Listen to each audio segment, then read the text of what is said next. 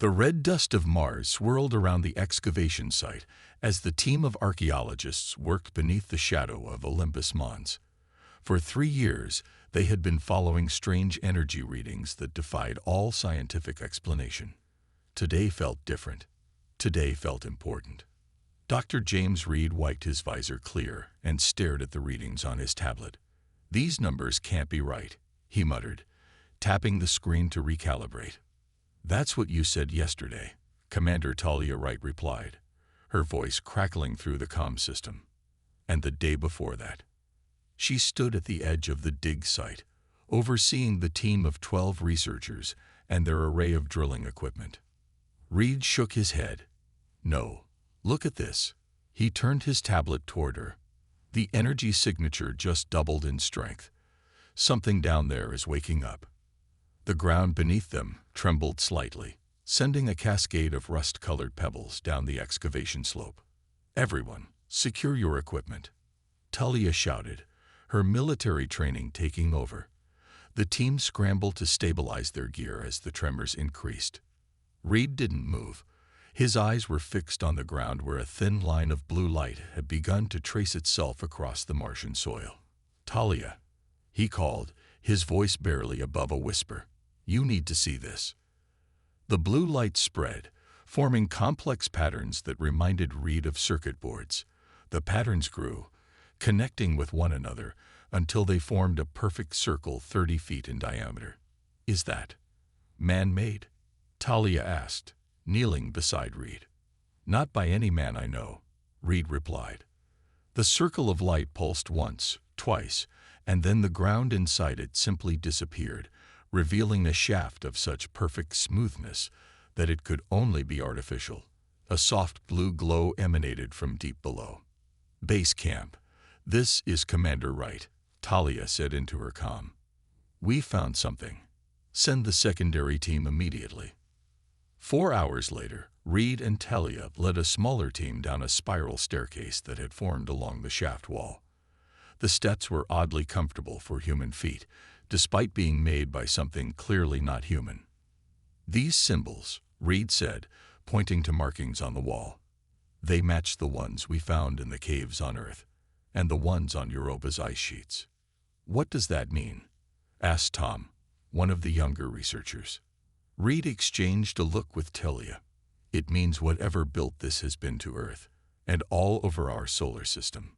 At the bottom of the shaft, they found themselves in a vast chamber that showed no signs of age or wear. In the center stood a raised platform with a simple pedestal. "It looks like a control panel," Reed said, approaching cautiously. "Reed, wait," Talia called. "We should wait for the full science team." But Reed couldn't wait. Some instinct pulled him forward. The symbols on the pedestal were familiar somehow, as if he had seen them in a dream. Without thinking, he placed his hand on the central panel. The chamber hummed to life. Light flooded from hidden sources, and the air filled with a gentle vibration. Above the pedestal, the air shimmered and then filled with stars, a 3-dimensional map of the galaxy. "My God," Talia breathed. Certain stars in the map glowed brighter than others. Reed noticed that one of them represented their own sun.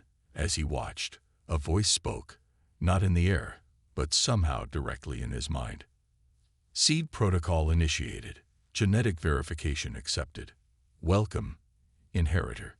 The map zoomed in on their solar system, highlighting Mars and several other celestial bodies, including some of Jupiter's moons, a few large asteroids, and most surprisingly, Earth itself. "What are you?" Reed asked aloud. In response, the map transformed, showing a vision of Mars, not as the dead world they knew, but as a massive vessel traveling through space. "We are the legacy of the Cedars," the voice explained. "And you are their children, returned at last to claim your inheritance." Talia stepped forward, her face pale. "Reed, what is it saying?" Reed turned to her, his eyes wide with shock and wonder.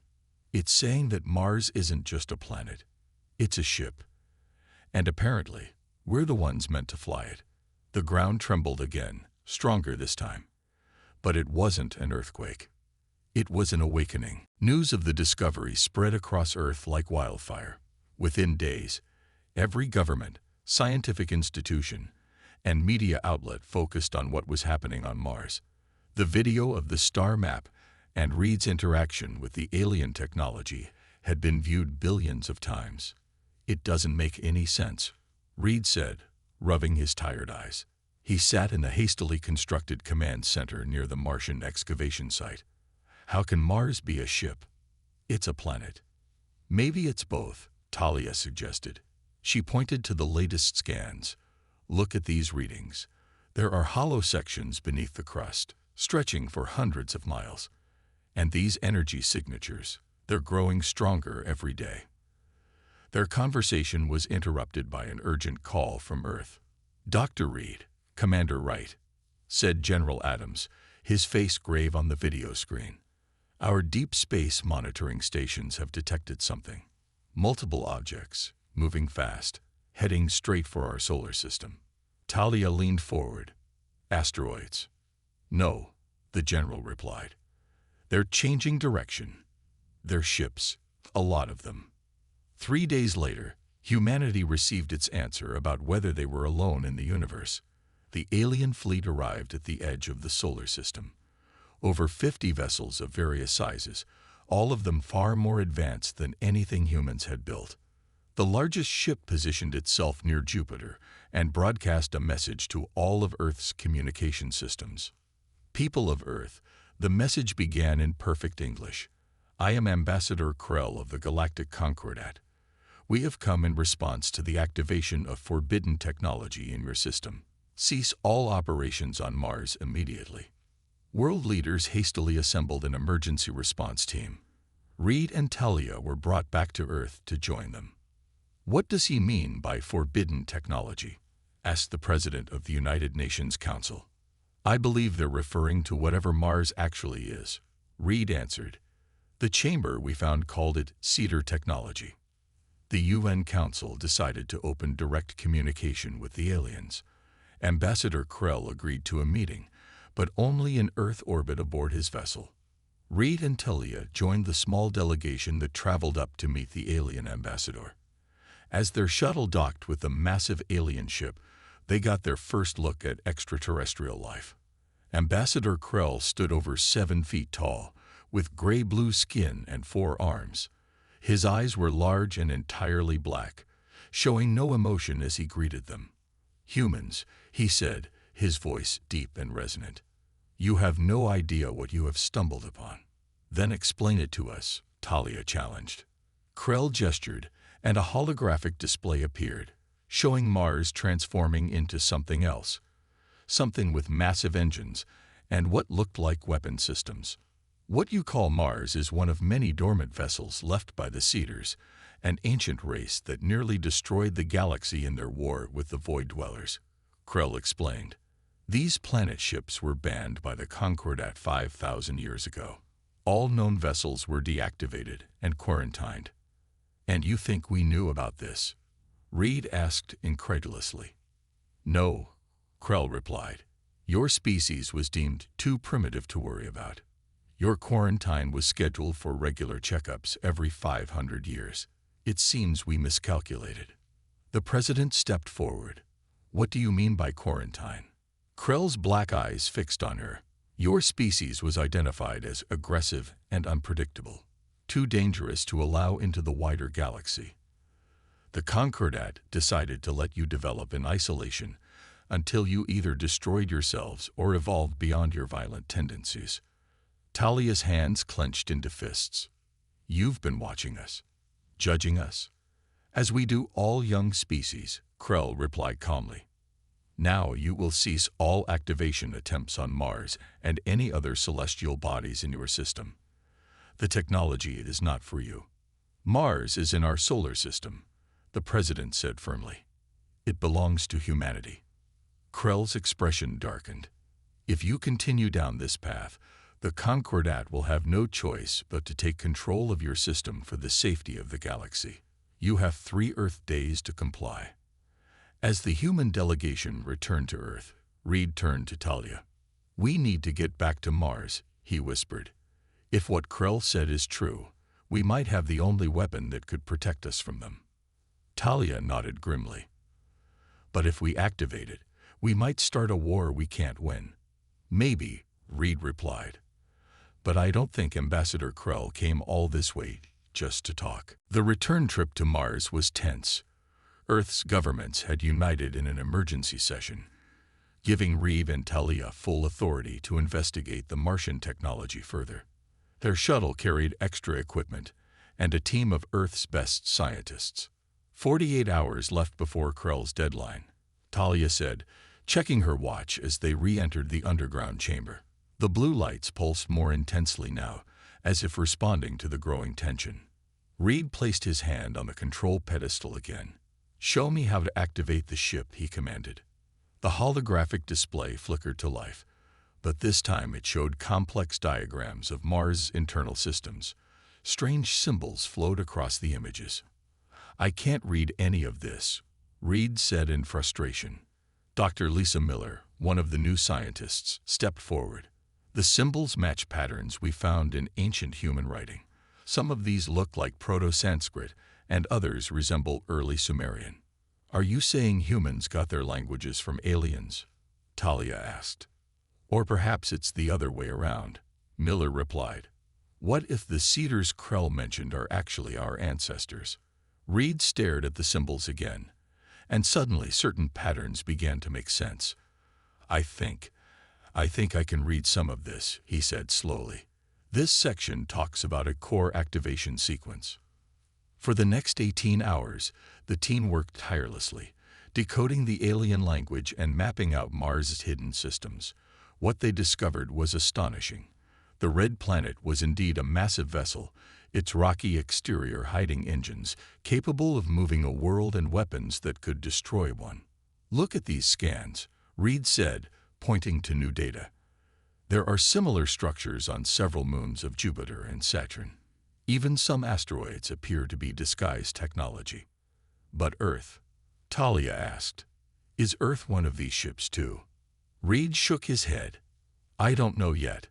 The data is unclear." A communication from orbit interrupted them. "Commander Wright," said the captain of their support vessel. "The Concordat fleet is moving. Multiple ships are heading toward Mars. ETA 20 minutes. Talia looked at Reed. "We're out of time. What do we do?" Reed's hands hovered over the control interface. "If I initiate the awakening sequence, there's no telling what will happen. It could destroy the surface installations. It might kill us all." "And if we don't?" asked Miller. "Then the Concordat takes over our solar system," Talia answered grimly. "Humanity becomes their prisoners, maybe forever." Reed closed his eyes for a moment. When he opened them, his decision was made. "Everyone to the shuttle. Get back to orbit immediately." "What about you?" Talia demanded. "I'm staying. Someone needs to complete the sequence." "Then I'm staying too," she insisted. The others evacuated while Reed and Talia worked frantically to understand the final activation codes. Through the chamber's newly discovered viewing screen, they could see Concordat ships entering Mars orbit. "They're deploying something," Talia said, watching the alien vessels. "Looks like they're trying to establish their own connection to the Martian systems." Reed's fingers flew across the alien controls. "Almost there. I think this is it." The chamber suddenly filled with a voice, the same one that had spoken to Reed during their first visit. "Genetic verification confirmed. Inheritor status accepted. Awaiting final authorization for awakening." Reed looked at Talia. She nodded. "Authorize," Reed said firmly. The chamber sealed itself instantly. The floor beneath them shifted, forming protective cocoons around them. Through the viewing screen, they watched as the surface of Mars began to change. Massive sections of the planet's crust split open, revealing gleaming metal structures beneath. Dust storms larger than continents swept across the surface as hidden machinery activated for the first time in millions of years. In orbit, the Concordat ships scattered in apparent panic. "What's happening?" Talia asked, her voice filled with awe. The chamber eye responded. Planet ship Mars is awakening. All systems coming online. Weapons activating. Propulsion charging.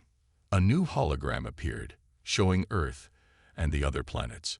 Certain moons and asteroids were highlighted, and they too appeared to be changing in response to Mars' awakening. The fleet responds to the command vessel, the AI explained. The children of the Cedars have returned to claim their inheritance. Reed stared at the transformation occurring around them. "My God," he whispered, "what have we done?" "We've survived," Talia answered, watching as a Concordat ship that ventured too close was easily disabled by a beam of energy from the newly emerged Martian weapons. For now, the transformation of Mars continued for 3 days. Reed and Talia watched in amazement from the safety of the control chamber as the planet reshaped itself around them. Vast sections of red soil and rock shifted, revealing gleaming metal structures that had lain dormant for millennia. Mountain ranges rearranged themselves into massive energy collectors. Canyons widened into launch bays capable of housing smaller vessels. "It's beautiful," Reed whispered, pressing his hand against the viewing screen. The AI voice that had been guiding them spoke again. "Transformation at 72% completion. Primary systems now operational." "What happens when it reaches 100%? Talia asked. "Mars will be fully awakened as the vanguard ship of the Cedar fleet," the AI replied. Outside, in space, the Concordat fleet had pulled back to a safe distance. They had made no further aggressive moves since their first attempt to stop the awakening had failed spectacularly.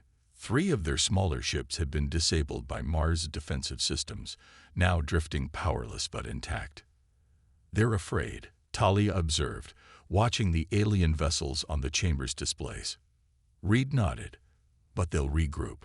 Krell doesn't strike me as someone who gives up easily." A new alert sounded through the chamber. The viewing screen shifted to show activity around Jupiter's moon Europa and Saturn's moon Titan. Both celestial bodies were showing signs of transformation similar to Mars.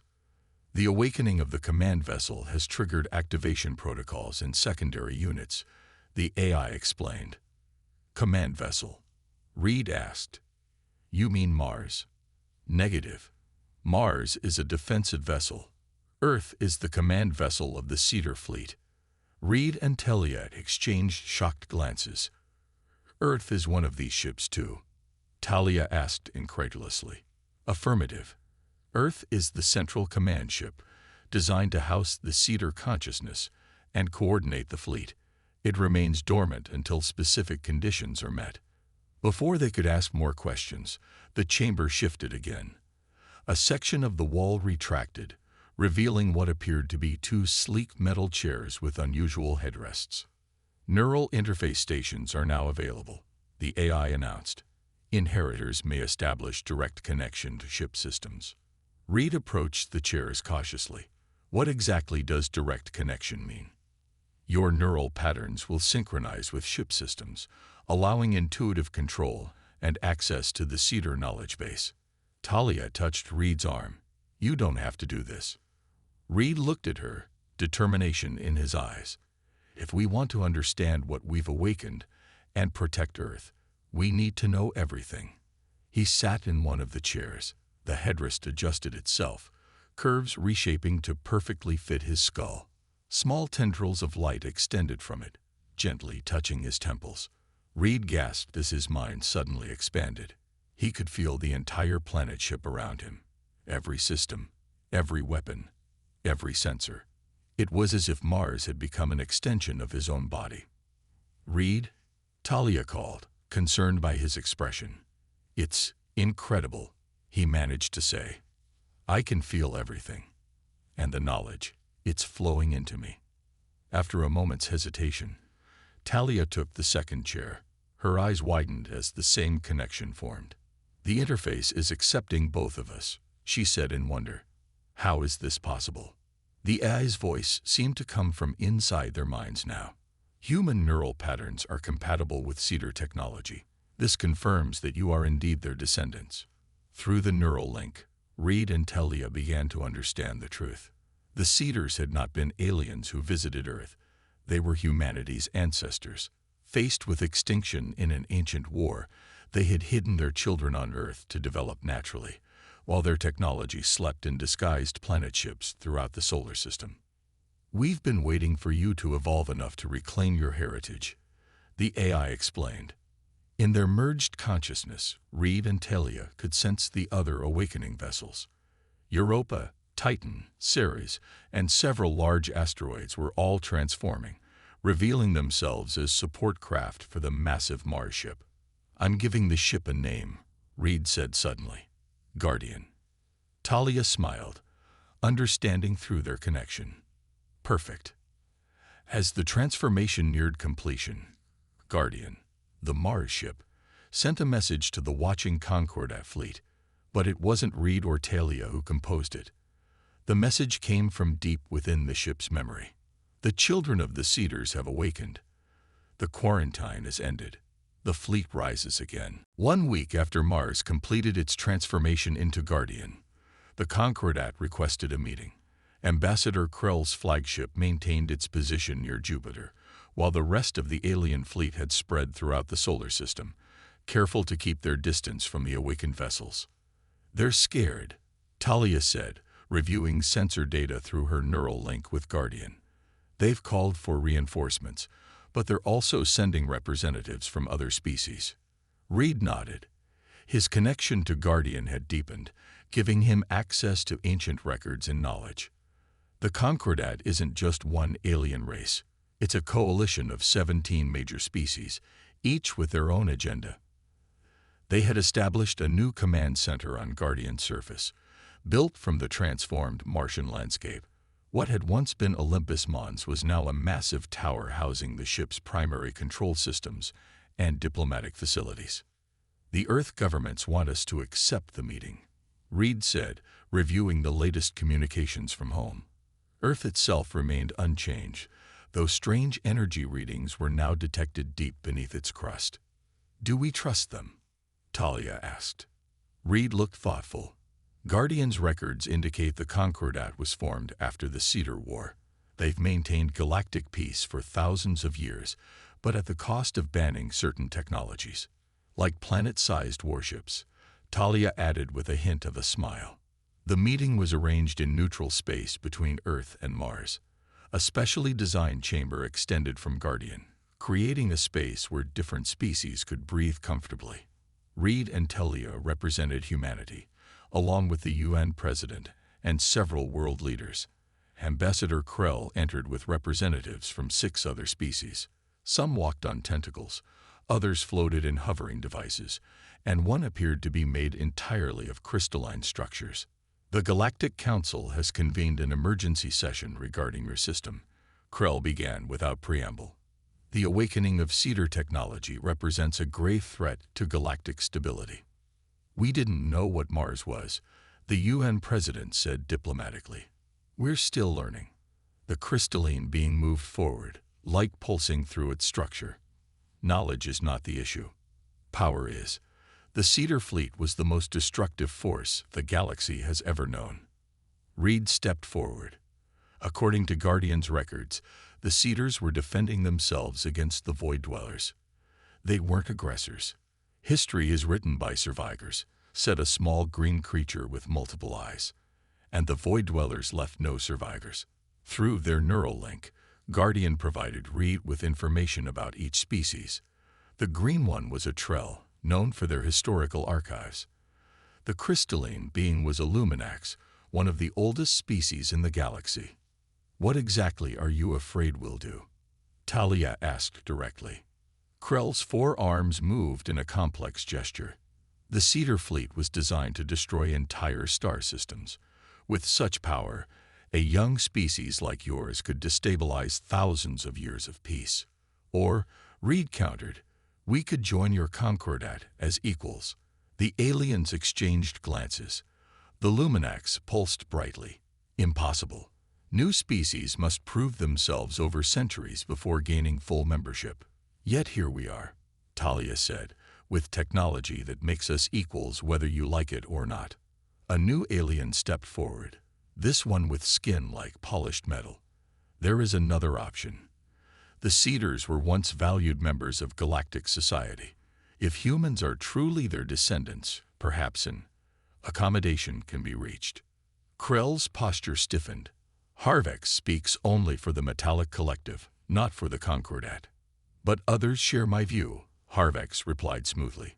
The Cedar technology could benefit all species if properly managed. As the aliens argued among themselves, Reed received an urgent message through his link with Guardian. Other ships in the Concordat fleet were powering up weapon systems. This meeting is a distraction, Reed whispered to Talia. Some of them are planning to attack.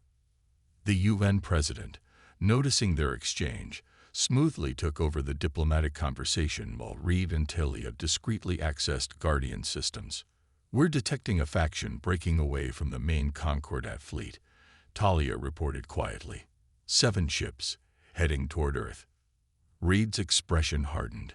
Guardian says they're led by the cruel, religious extremists who believe Cedar technology should be destroyed completely, along with anyone who uses it. Can we stop them? The president asked. Reed nodded grimly. Guardian can, but it would mean firing on them first. We'd be starting a war. Talia looked at the alien delegation still arguing before them. I think, she said softly, the war might have already started. The diplomatic meeting collapsed into chaos when Reed revealed the approaching cruel ships. Ambassador Krell denied knowledge of the attack, but the damage was done. Trust, already fragile, shattered completely. We need to get back to Guardian now, Reed told the Earth delegation, and Earth needs to prepare for possible attack. As they rushed back to their shuttle, the Luminax representative approached them. Not all of us agree with this aggression, it pulsed. The cruel are zealots who fear the return of Cedar technology. They will not stop until Earth is sterilized. Within an hour, Reed and Talia were back aboard Guardian, mentally linked to its systems. Through their connection, they could sense Europa, Titan, and several asteroid ships also coming fully online, their weapons systems charging. The cruel ships will reach Earth in 3 hours, Talia said, monitoring their approach. They're moving fast. Reed was deep in Guardian's knowledge banks, searching frantically. There must be a way to activate Earth's defenses without fully awakening it. Guardian says Earth isn't ready yet. Ready for what? I don't know. The records are incomplete. On Earth, governments scrambled to prepare, but conventional weapons would be useless against advanced alien technology. Their only hope lay in the awakened Cedar vessels. We need to intercept them before they reach Earth, Talia decided. Guardian can move now. Let's go. Reed hesitated. Moving Guardian will expose Mars base and all our people there. If Earth falls, none of that matters. Reed nodded grimly and gave the command. For the first time in millions of years, the planet ship called Guardian began to move from its orbit. The sensation was unlike anything they had experienced, a world in motion, responding to their thoughts. Guardian accelerated with impossible speed, its ancient engines defying conventional physics. Behind it came the smaller but equally powerful ships from Jupiter and Saturn's moons. The Concordat main fleet is holding position, Talia reported, but 3 more ships have joined the cruel attack force. Harvex is contacting us, Reed said, accepting the transmission. The metallic alien's image appeared before them. Humans, my faction wishes to assist you. We believe in balance, not extinction. Why should we trust you? Talia demanded. Because the cruel will not stop with Earth. They fear all Cedar technology, and anyone who might use it. Today Earth, tomorrow my homeworld. Reed and Talia shared a quick glance. Send coordinates for your ships, Reed said. We'll try not to shoot at them. Guardian intercepted the cruel fleet halfway between Mars and Earth. The alien ships were formidable. Sleek, heavily armed vessels built for war. But they had never faced anything like a planet ship. They're launching fighters, Talia announced, watching swarms of smaller craft emerge from the cruel vessels. And something else. Looks like planet killer missiles. Target the missiles first, Reed ordered. Guardian's weapons systems activated, sending brilliant beams of energy across space. The missiles exploded harmlessly. The battle erupted in earnest. Cruel fighters swarmed around Guardian like angry insects, their weapons leaving barely visible marks on its massive hull. Europa and Titan moved to flank the larger alien ships, their own weapons blazing.